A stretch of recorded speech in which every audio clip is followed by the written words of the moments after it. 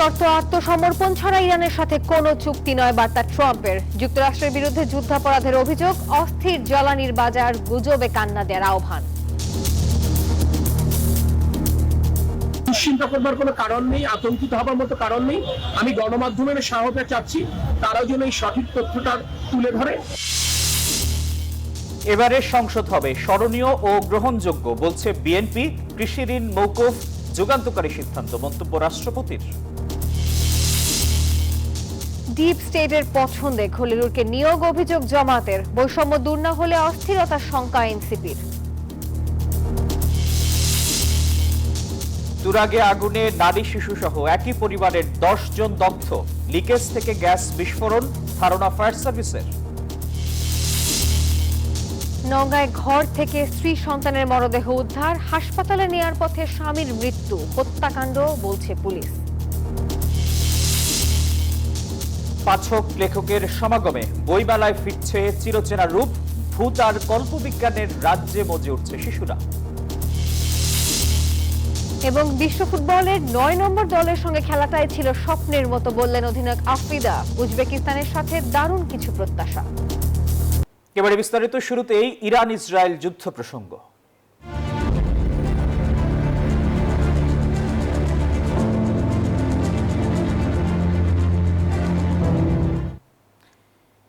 নিঃশর্ত আত্মসমর্পণ ছাড়া ইরানের সাথে কোনো চুক্তি হবে না, এমন বার্তা দিয়েছেন মার্কিন প্রেসিডেন্ট ডোনাল্ড ট্রাম্প। যুদ্ধের ব্যয় বাড়লেও ইরান জুড়ে হামলা জোরদার করেছে ইসরায়েল ও যুক্তরাষ্ট্র। শুক্রবার ইরানের জ্যেষ্ঠ কমান্ডার নিহতের দাবি করেছে তেল আবিব। আর এতে ইরানে মোট প্রাণহানি 1300 ছাড়িয়েছে। ছেড়ে কথা বলছে না খামেনির দেশও। আক্রমণ অব্যাহত রেখেছে মধ্যপ্রাচ্যের বিভিন্ন মার্কিন স্থাপনায়। ইরানের ক্ষেপণাস্ত্রের আঘাত পড়ছে ইসরায়েলি ভূখণ্ডেও। রাতের আধারেও সক্রিয় যুক্তরাষ্ট্রের B-2 বোমারু বিমান আঘাত হানছে সামরিক, বেসামরিক সহ তেহরানের রাষ্ট্রীয় স্থাপনায়।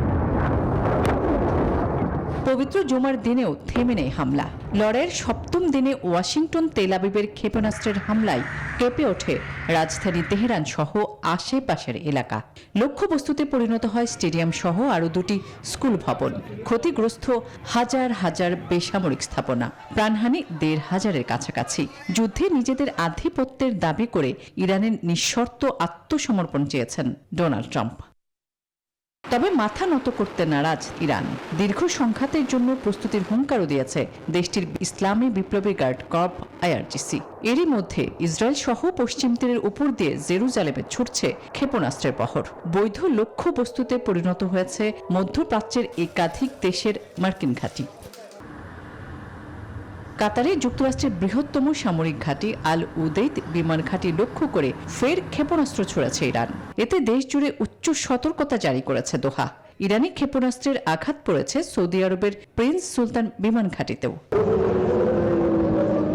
এছাড়া বাহরাইনের রাজধানী মানামায় ইসরায়েলি দূতাবাসের সামনে ড্রোন হামলা হয়। আতঙ্কে দিন কাটছে কুয়েতেরও। ইরান যুদ্ধে যুক্তরাষ্ট্রের ব্যয় প্রতিদিন গড়ে $90 কোটি। সব মিলিয়ে এখন পর্যন্ত ব্যয় 3.7 বিলিয়ন, যা 40 থেকে 100 বিলিয়নে গিয়ে ঠেকতে পারে বলে মত আন্তর্জাতিক বিশ্লেষকদের। Desk report, news 24। ইরানের একটি স্কুলে মার্কিন ইসরায়েলি হামলায় 1.5 শতাধিক শিশুর প্রাণহানির ঘটনায় যুদ্ধাপরাধের অভিযোগ উঠেছে। বলা হচ্ছে এর দায় যুক্তরাষ্ট্রকে নিতে হতে পারে। মার্কিন 2 কর্মকর্তার প্রাথমিক তদন্ত এমন ইঙ্গিত দিচ্ছে। এদিকে মানবাধিকার লঙ্ঘনের এই ঘটনায় সুষ্ঠু তদন্তের আহ্বান জানিয়েছে জাতিসংঘ। কাঁধে ব্যাগ নিয়ে হাস্যোজ্জ্বল মুখে বিদ্যালয়ে যাওয়া শিশুরা হাসি মুখে ফিরতে পারেনি। দৃশ্যটি গত শনিবার ইরানের দক্ষিণাঞ্চলের সাজারে তাইয়েবে বালিকা প্রাথমিক বিদ্যালয়ের। স্কুলটিতে তখন ক্লাস চলছিল, আর ঠিক সেই সময়ে নেককারজনক হামলা চালায় মার্কিন বাহিনী। কেড়ে নেয় 1.5 শতাধিক কোমলমতি শিশুর প্রাণ। এমন ঘটনা স্পষ্টতই আন্তর্জাতিক আইনে যুদ্ধাপরাধ। যে আইন বলছে যুদ্ধ চলাকালে স্কুল বা হাসপাতালের মতো স্থানে হামলা করা যাবে না।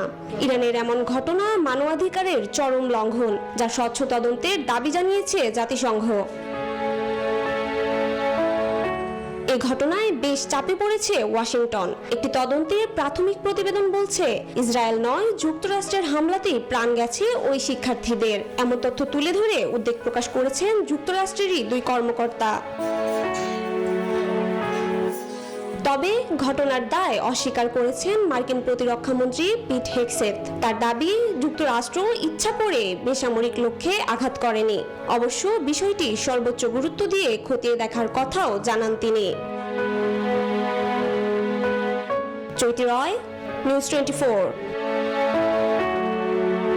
দেশে জ্বালানি তেলের কোনো সংকট নেই বলে জানিয়েছেন বিদ্যুৎ, জ্বালানি ও খনিজ সম্পদ প্রতিমন্ত্রী অনিন্দ্য ইসলাম অমিত।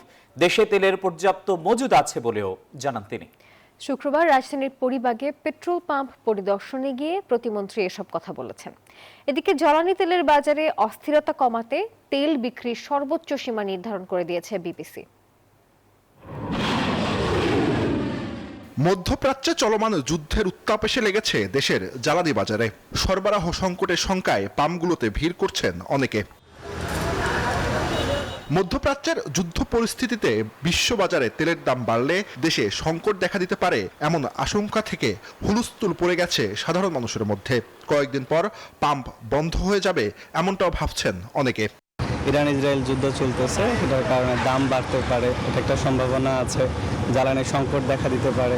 তেল আমরা এখানে নিতাম 10 মিনিটে, এখন 1 ঘন্টা কত মিনিট, আমি মনে করি 35 মিনিট দাঁড়িয়ে আছি। নিউজগুলাই দেখতেছে তো, দেখে সবাই চিন্তা করতেছে যে না, তাহলে অন্তত বাইকটা ফুল ট্যাঙ্ক করে রাখি। ক্রেতাদের এই হুড়ুহুড়িকে বাড়তি চাপ হিসাবে দেখছেন পাম্প কর্মীরা। তারা বলছেন, সাধারণ সময়ে একজন গ্রাহক যে পরিমাণ তেল নিতেন এখন নিচ্ছেন তার দ্বিগুণ কিংবা 3 গুণ। বলতেছে তেল নাই নাকি, বলতে বলে এগুলো তেল নিতেছে, তেল সব লোড করে নিতেছে। এত তেল আমাদের সেল হয় না। 2 দিন বিক্রি করার জন্য যেটা আনছি মনে হয় একদিনই শেষ হয়ে যাবে। যেটা প্রয়োজন হইলেও নিতেছে, প্রয়োজন না হইলেও নিতেছে।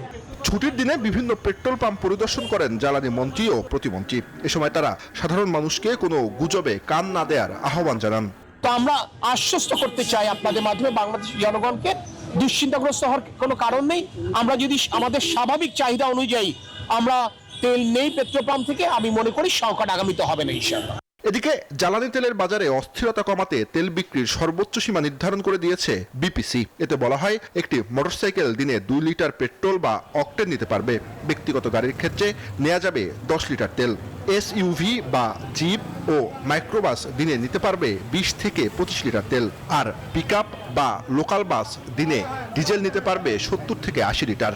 দূরপাল্লার বাস, ট্রাক, কাভার্ড ভ্যান বা কন্টেনার ট্রাকের জন্য বরাদ্দ দৈনিক 200 থেকে 220 লিটার তেল। জুবায়ের সানি, নিউজ 24, ঢাকা। এবারের সংসদ হবে শক্তিশালী, দেশে বিদেশে স্মরণীয় এবং গ্রহণযোগ্য, বলেছেন স্বরাষ্ট্রমন্ত্রী সালাউদ্দিন আহমেদ। সংসদের ডেপুটি স্পিকার পদটি বিরোধী দলের গ্রহণ করা উচিত বলেও তিনি মন্তব্য করেছেন। শুক্রবার দুপুরে গুলশানে বিএনপির দলীয় এমপিদের সংসদ বিষয়ক কর্মশালায় তিনি এমন মন্তব্য করেছেন। আর এর আগে আয়োজনের উদ্বোধন করেন প্রধানমন্ত্রী তারেক রহমান। ত্রয়োদশ জাতীয় সংসদ নির্বাচনে 296 জন বিজয়ীর মধ্যে 219 জনই প্রথমবার নির্বাচিত হয়েছেন। এর মধ্যে বিএনপি থেকে প্রথমবার নির্বাচিত হয়েছেন 148 জন। বাংলাদেশের প্রতি 12 মার্চ শুরু হবে ত্রয়োদশ জাতীয় সংসদের প্রথম অধিবেশন। তার আগেই শুক্রবার বিএনপির নতুন এমপিদের সংসদের যাবতীয় বিষয় অবহিত করতে গুলশান কার্যালয়ে প্রশিক্ষণ কর্মশালার আয়োজন করে দলটি। প্রধানমন্ত্রী ও বিএনপি চেয়ারম্যান তারেক রহমান 2 দিনের এই আয়োজনের উদ্বোধন করেন। প্রথম দিনের প্রথম সেশনে অংশ নেন মন্ত্রী, প্রতিমন্ত্রী, উপদেষ্টা ও হুইপগণ। অভিজ্ঞ সাবেক আমলা, একাডেমিশিয়ান ও সাবেক সংসদ সদস্যদের মাধ্যমে এমপিদের দায়িত্ব, মন্ত্রিসভার সদস্যদের সংসদীয় রেওয়াজ ও মন্ত্রণালয় পরিচালনায় দক্ষ করে তুলতে কৌশলগত ভূমিকা কেমন হবে তা তুলে ধরা হয় এই কর্মশালায়। আয়োজনে বিরতির সময় কথা বলেন স্বরাষ্ট্রমন্ত্রী ও বিএনপির স্থায়ী কমিটির সদস্য সালাউদ্দিন আহমেদ। বলেন, সংসদকে প্রাণবন্ত ও কার্যকর করতেই কর্মশালার আয়োজন। আমাদের জাতীয় জীবনের ইতিহাসে এই সংসদকে আমরা স্মরণীয় করে রাখতে চাই, যাতে একটা ছাত্র গণঅভ্যুত্থানের মধ্য দিয়ে নতুন প্রত্যাশা যা সৃষ্টি হয়েছে জনমনে, সেই প্রত্যাশা যাতে আমরা পূরণ করতে পারি। আমাদের পার্লামেন্টারি কালচারকে আমরা আরও শক্তিশালী করতে, এই পার্লামেন্টারি কালচার এমন হবে না যেগুলো দেখে মানুষ আমাদেরকে ভর্ৎসনা করবে। এই পার্লামেন্টের কালচার এমন হবে, তখন মানুষ বলবে আমরা এরকমই একটি জাতীয় সংসদ দেখতে চেয়েছিলাম। জাতীয় সংসদের ডেপুটি স্পিকার পদটি বিরোধী দলের গ্রহণ করা উচিত বলেও মন্তব্য করেন তিনি। তাদের সেই প্রস্তাবটা গ্রহণ করা উচিত বলে আমি মনে করি। এখানে সবকিছু লিখিত দিতে হবে বা কন্ডিশনাল, তেমন তো নয়।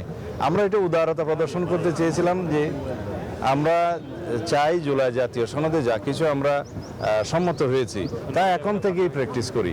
কর্মশালা নিয়ে কথা বলেন সংসদের হুইপ রুহুল কুদ্দুস তালুকদার দুলু। কিভাবে সংসদীয় রীতিনীতি কার্যপ্রণালী বিধি অনুযায়ী কিভাবে পার্লামেন্ট চলবে এই বিষয়ে মানে সবাইকে সতর্ক থেকে আগামী দিনে সংসদ কিভাবে পরিচালিত হবে এই বিষয়ে একটা দিক নির্দেশনা দিন। কর্মশালার দ্বিতীয় সেশনে অংশ নেন ঢাকা, ফরিদপুর, রংপুর ও রাজশাহী বিভাগ থেকে নির্বাচিত বিএনপির সংসদ সদস্যরা। শনিবার সকালে ও বিকালে দুটি সেশনে কর্মশালায় উপস্থিত থাকবেন বাকি বিভাগের নতুন সংসদ সদস্যরা। সাইফুল ইসলাম, নিউজ 24, ঢাকা। হাজারো মানুষের প্রাণের বিনিময়ে গণতন্ত্রের ধারায় ফিরেছে বাংলাদেশ, বলেছেন রাষ্ট্রপতি মোহাম্মদ শাহাবুদ্দিন। তিনি বলেন, কৃষি ঋণ মওকুফ করা নতুন সরকারের যুগান্তকারী সিদ্ধান্ত। শুক্রবার সকালে ওসমানী স্মৃতি মিলনায়তনে জাতীয় পাট দিবসের অনুষ্ঠানে এসব কথা বলেন তিনি। পাট খাতে বিশেষ অবদান রাখায় এবছর 11টি ক্যাটাগরিতে 11 ব্যক্তি ও প্রতিষ্ঠানকে পুরস্কার দেওয়া হয়েছে। পুরস্কার প্রাপ্তদের হাতে পুরস্কার তুলে দেন রাষ্ট্রপতি। বর্তমান গণতান্ত্রিক সরকারের প্রথম ও প্রধান অগ্রাধিকার।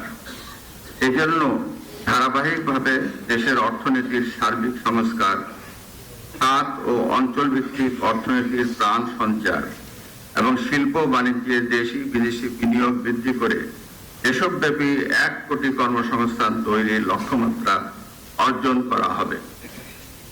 বর্তমান সরকার ইতিমধ্যে রুগ্ন, বন্ধক, পাটকল সহ বিভিন্ন শিল্প প্রতিষ্ঠান খুলে দিয়ে নতুন কর্মসংস্থান উদ্যোগ গ্রহণ করেছে। ডিপ স্টেটের পছন্দে খলিলুর রহমানকে নিয়োগ দেওয়া হয়েছে, এমন মন্তব্য করেছেন জামাতের সেক্রেটারি জেনারেল মিয়া গোলাম পরওয়ার। 12 ফেব্রুয়ারির নির্বাচনে মহা ইঞ্জিনিয়ারিং হয়েছে বলেও তিনি অভিযোগ করেছেন। শুক্রবার জুম্মার নামাজের পর বায়তুল মোকাররমের উত্তর গেটে বিক্ষোভ মিছিলের আগে এসব কথা বলেছেন তিনি।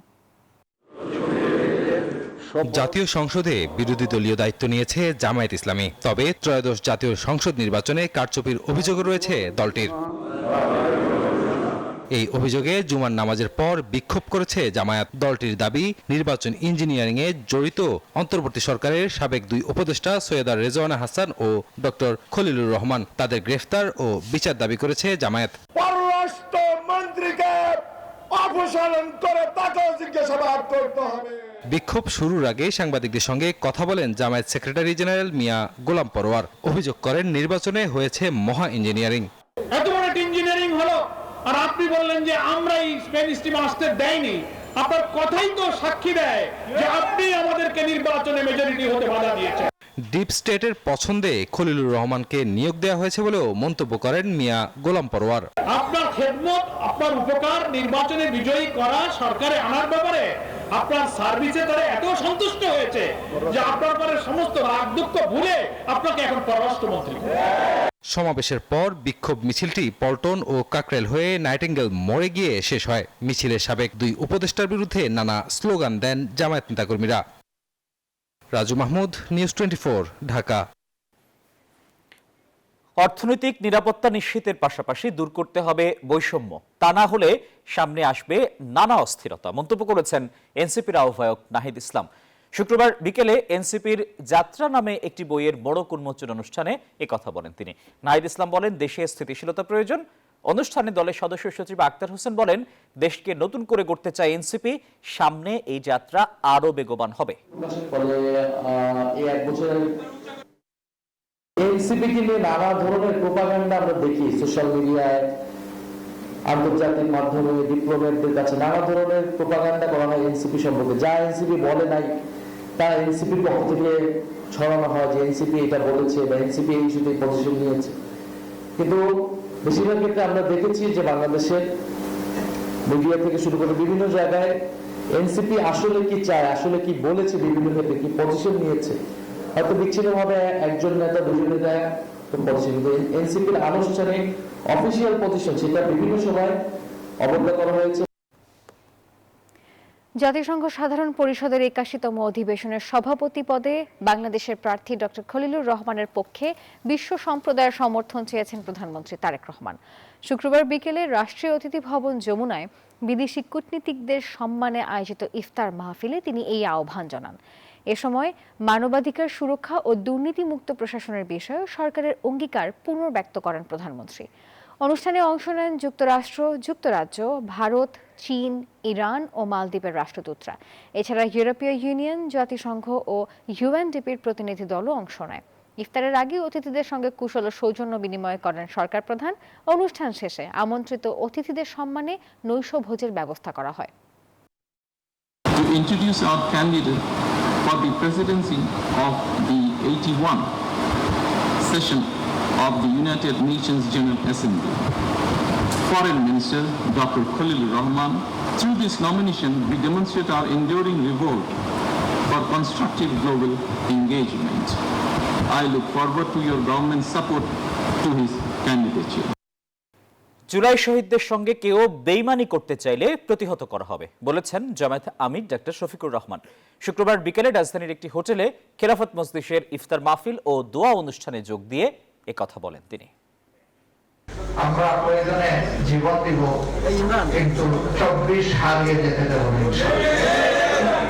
যে 24 মানুষের জীবনের মূল ঘুরিয়ে দেওয়ার জন্য এসেছিল, যে 24 অসংখ্য যোদ্ধা জীবন দিয়ে দুনিয়া থেকে বিদায় নিয়েছে, আমাদের ঘাড়ের উপর তাদের লাশ রেখে গেছে। আমরা সেই লাশের অবমাননা করবো না, করতে দিব না। রাজধানীর তুরাগে একটি বাড়িতে আগুনে নারী শিশু সহ একই পরিবারের 10 জন দগ্ধ হয়েছেন। ফায়ার সার্ভিস এবং পুলিশের ধারণা, গ্যাসের লাইনের ছিদ্র থেকে বের হওয়া গ্যাস কোনোভাবে আগুনের সংস্পর্শে আসে। এতে বিস্ফোরণের পর আগুন আশপাশে ছড়িয়ে পড়ে। দগ্ধ হওয়াদের জাতীয় বার্ন ইনস্টিটিউটে ভর্তি করা হয়েছে। কয়েকজনের অবস্থা আশঙ্কাজনক। শুক্রবার ভোর 4টা, সেহরির প্রস্তুতি হচ্ছিল ঘরে ঘরে। ঠিক তখনই বিকট এক শব্দে কেঁপে উঠে তুরাগের বামনার টেক কবরস্থান সংলগ্ন এলাকা। স্থানীয় মাহবুব মিয়ার বাড়ির 2য় তলায় হঠাৎ এই বিস্ফোরণ ঘটে। মুহূর্তেই আগুনের লেলিহান শিখা ছড়িয়ে পড়ে চারদিকে। বিস্ফোরণের তীব্রতা এতটাই বেশি ছিল যে আশপাশে আরো 5 থেকে 6টি বসতবাড়ি ক্ষতিগ্রস্ত হয়েছে। বিকট শব্দ শুনে স্থানীয়রা দ্রুত ঘটনাস্থলে ছুটে আসেন এবং চেষ্টা করেন আগুন নেভাতে। এই ঘটনায় নারী ও শিশুসহ মোট 10 জন দগ্ধ হয়েছেন। আহতদের জাতীয় বার্ন ইনস্টিটিউটে ভর্তি করা হয়েছে। চিকিৎসকরা জানিয়েছেন, দগ্ধদের মধ্যে কয়েকজনের অবস্থা অত্যন্ত আশঙ্কাজনক। বিশেষ করে সোনিয়া আক্তার নামের একজনের শরীরে 100%ই পুড়ে গেছে। সর্বোচ্চ যিনি বার্ন হয়েছেন 100%, উনি গর্ভবতী, 6 মাসের অন্তঃসত্ত্বা। তো উনি সবচেয়ে ক্রিটিক্যাল এই মুহূর্তে। যারা আসছেন প্রত্যেকেরই ক্রিটিক্যাল কিছু না কিছু ফ্যাক্টরস আছে। ফায়ার সার্ভিসের প্রাথমিক ধারণা, রান্নাঘরের গ্যাসের লাইনের লিকেজ থেকে জমে থাকা গ্যাসে এই বিস্ফোরণ ঘটেছে। তবে স্থানীয়দের দাবি, বিস্ফোরণের কারণ আরও খতিয়ে দেখা প্রয়োজন। রাজু মাহমুদ, নিউজ 24, ঢাকা। নারায়ণগঞ্জ শহরের পশ্চিম দেওভোগ এলাকায় একটি বাড়িতে তিতাস গ্যাসের লিকেজ থেকে বিস্ফোরণে 2 জন দগ্ধ হয়েছেন। এই ঘটনায় আহত হয়েছেন আরও 3 জন। শুক্রবার সন্ধ্যায় একটি 3তলা ভবনের নিচতলায় ঝুটের গোডাউনে এই বিস্ফোরণের ঘটনা ঘটে। স্থানীয়রা জানান, সন্ধ্যা 7:15টার দিকে বিকট শব্দে বিস্ফোরণ শুনতে পান তারা। ঘটনাস্থলে গিয়ে দেখেন বিস্ফোরণের নিচতলার দেয়ালের বেশ কিছু অংশ, দরজা এবং জানালা ধসে পড়ে। এতে দগ্ধ হন শিপন ও লিটন নামে 2 জন ব্যক্তি। তাদের উদ্ধার করে ঢাকা মেডিকেল কলেজ হাসপাতালের বয়ন ইউনিটে পাঠানো হয়েছে। ঘটনা তদন্তে কাজ করছে ফায়ার সার্ভিস।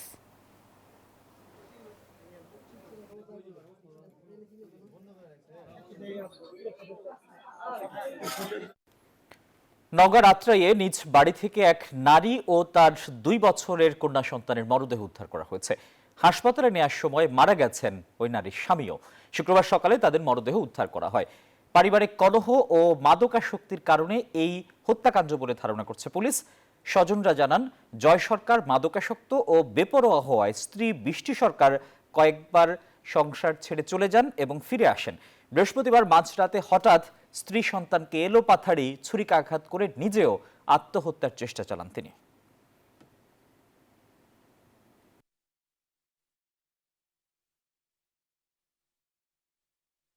পাঠক, প্রকাশক ও লেখকের সমাগমে কিছুটা পুরনো রূপে ফিরেছে নবম দিনের অমর একুশে গ্রন্থমেলা।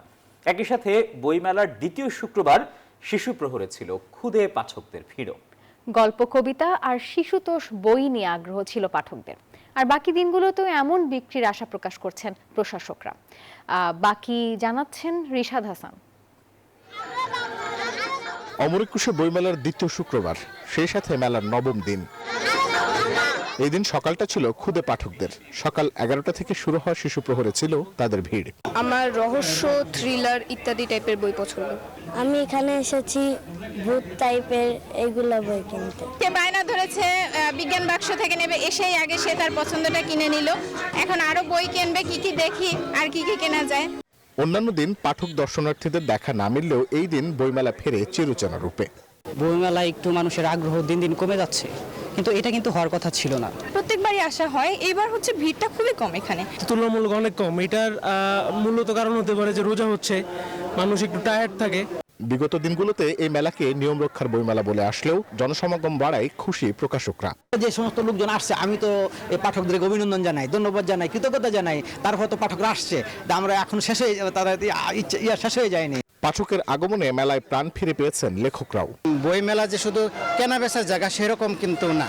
বইমেলা আমাদের এই লেখক, প্রকাশক এবং পাঠকদের মধ্যে একটা মেলবন্ধন তৈরি করে। কিন্তু ইফতারির পরে ভিড় হয়, তাও 9টা পর্যন্ত চলে আর কি। তা আমরা আশাবাদী যে ভিড় আরো বাড়বে, আমাদের বই বিক্রি বাড়বে, এটা আমরা আশা ব্যক্ত করছি। সামনের দিনগুলোতে আরো জনসমাগম বাড়বে বলে প্রত্যাশা সংশ্লিষ্টদের। রিশাদ হাসান, নিউজ 24, ঢাকা। আর এই ছিল নিউজ 24 সংবাদের এখনকার আয়োজন। এতক্ষণ আমাদের সঙ্গে থাকার জন্য ধন্যবাদ সবাইকে।